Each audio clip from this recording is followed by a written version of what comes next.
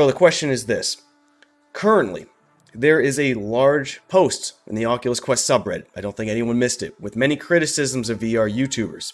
Now, we're likely going to cover many of their points during this debate, but the one that sticks out to me is the notion that VR YouTubers are jacks of all trades, masters of none, where information is regurgitated with no deeper knowledge or insight added, so it's not value other than summaries. But being on YouTube yourself, do you feel like you're part of the problem? Where do you fall on that spectrum? And what is the piece of knowledge that you could pass on to your fellow creators if you had to, one piece, to combat that specific criticism?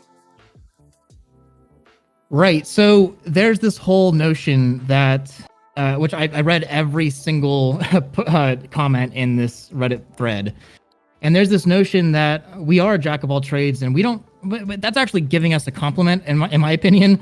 But the idea is that we don't actually know what we're talking about. There's no deeper knowledge. There's no actual research done. And it's just a summary of what happened. Or, say a V29 update or V30 update happens and people make a video about it. It's just a summary of what Oculus posted. It's just regurgitating the release notes. And I think one thing that people are seriously missing out on is the value of the opinion and the value of summarizing many things together. I think Tuesday Newsday, for example, is something special because it takes everything that happened throughout the week. Nothing goes into very, very deep detail because any of the topics that I have on Tuesday Newsday, I could easily make a 10, 12-minute video on every single one. But instead, it's 2-3 minutes on 5 or 6 things, that happened throughout the week. And a lot of that is factual information that I take from other places or release notes or press releases or even Road to VR or Upload VR or other places like that. And I put my spin on it and my opinion on what happened. And so it's a full package of the composite details of what happened that week. And if there are people that value that and that that's what they're looking for, and they enjoy the opinion pieces, and then there are people that just want the facts. They just want the information and they want it as fast as possible. And I'm not going to lie, my YouTube channel and Tuesday Newsday and a lot of other people's news videos or update videos, maybe that's not for you. Maybe a Reddit thread is for you, where it's very clearly in 2 sentences what this update was. And I think that Road to VR and Upload VR and Reddit and Twitter all have their place, and so does longer form opinion pieces on YouTube. And so to not value that opinion or the work put to put it together into an entertaining package, to where I know not everybody goes on Upload VR and looks at the news every single day, right? That's just not something I expect out of a typical VR enthusiast. But you could watch a video in your recommended every week from me or Steve Knows or whoever you want to watch. And so I think that you're missing half of the equation, and some people will just miss that because that's not the kind of content that they like, and that's perfectly fine. Do I think I'm a part of this problem about this jack of all trades, master of none, regurgitated information? I guess sort of, but I don't think it's a problem. It's a format of content, and if you don't like it, you don't have to watch it. All right, and with that, we will open up the debate floor. Blair, you have the first rebuttal. I mean, I don't really have anything to argue against there. I mean, yeah, there's a big difference in the quality of different creators.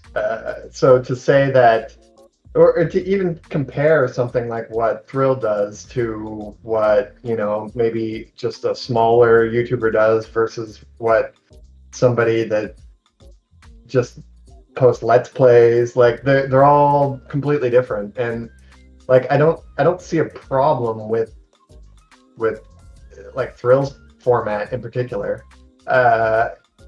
I should say that I hadn't even seen any of his content before this debate was announced, so I didn't know what exactly I was up against. But as far as that Reddit thread goes, I think it was more. I didn't dive into the comments. I try and stay out of Reddit these days. It used to be kind of the main before there were big VR YouTubers, that's all we have was Reddit, and that's like how you got people to hear about your game. But it's slowly become just kind of like a place to complain, and so I got out. But the headline of that Reddit post was something about, you know, the update being huge and like just kind of overhyping the news. And I think that was the point that I saw in it. Was it's just kind of silly, that every time something happens in VR, no matter how small it is, there's 500 YouTubers all jumping on it and like trying to get the most clicks they can out of the video. And in general, there's not a lot of clicks to be had. Like I said, I didn't know of Thrill really before this, but looking at his content, he seems to get all of it. And then like 1,000 views are divided up between 500 other guys. So I think the reason I thought that post was funny was just because of that situation. It wasn't really that like I think anyone's posting crappy content or anything, or like that they don't know what they're talking about. I'm sure like the format of Thrill stuff, like the Tuesday Newsday, it's great. Like I said, like it's great to have all of your news aggregated in one spot and look at it in an entertaining way. So I don't see a problem with that at all. What to you, Blair and Thrill, you can step on this one as well. I'm going to ask one follow-up question to this. When it comes to the comments in that thread about them being masters of none, not bringing the knowledge with them, but more the opinion, where's that line drawn when it's okay to not have all the answers, but to spread that information in an enthusiastic, entertaining way? And when does it turn into armchair expert? So I'll go first here. I've learned along the way. I'm not saying everything I do is right. Everything that every YouTuber does is right. I've made mistakes. I've overhyped things that people physically can't buy. I've been very well. I'm excited about consumer VR. I'm excited about enterprise. I'm excited about everything in between and everything beyond. And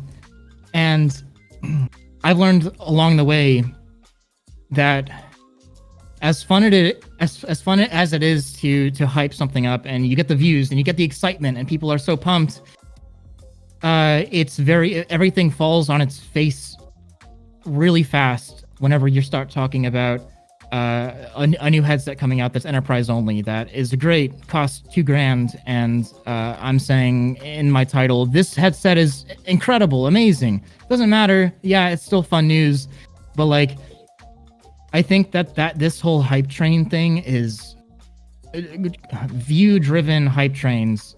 Definitely, people need to be more careful about it, content creators, and then because people watching are becoming way more aware of these things about what matters and what doesn't. So not only is it bad for the content creator because they're going to eventually drive out their core audience, but it's also bad for everybody else because they feel like the entire VR industry doesn't pertain to them. And so that's something I've been trying to really focus on switching. I think that's something that other content creators can really take my advice on and focus on things that are more that pertain to them, that pertain to their audience, if that makes sense. Before we move on, Blair, anything you want to say? I just want to add to the problem of hyping things. Not so much hardware. I mean, there's things either stick or they don't. I think I'm just kind of depressed more about the hyping of new games or experiences that come out, and it's like it seems like every month or so it's like, oh, here it is, this is the game, this is gonna be amazing, and like all the outlets are doing it right now with that game. I can't even remember the name of it because it's stupid. It's like, what is it? The Overwatch clone? Yeah, the Overwatch clone. And it's like, I've been watching this happen for 7 years, and it's like, nothing sticks. It's like, there's hype. The thing comes out, and then it fizzles away within like a week. It's like there's more hype leading up to a game than there is hype about the game when it launches. And it's like it's happened with everything except, like the 5 experiences that have been around for 4 years, right? Like whatever, Beat Saber and Pistol Whip and like Pavlov or whatever your choice of shooter is.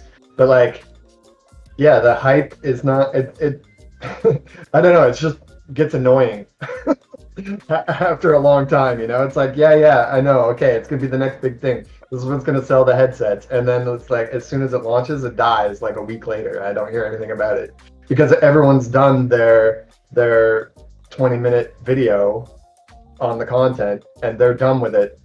Like there's no more clicks to be had, and nobody's talking about it, right? So it goes away. So it's just like an endless cycle of hype with no payoff for me. Hit that subscribe button to stay on top of the daily clips, or catch the debates and fireside chats live on the main channel down in the video description. See you next time, Space Cowboys.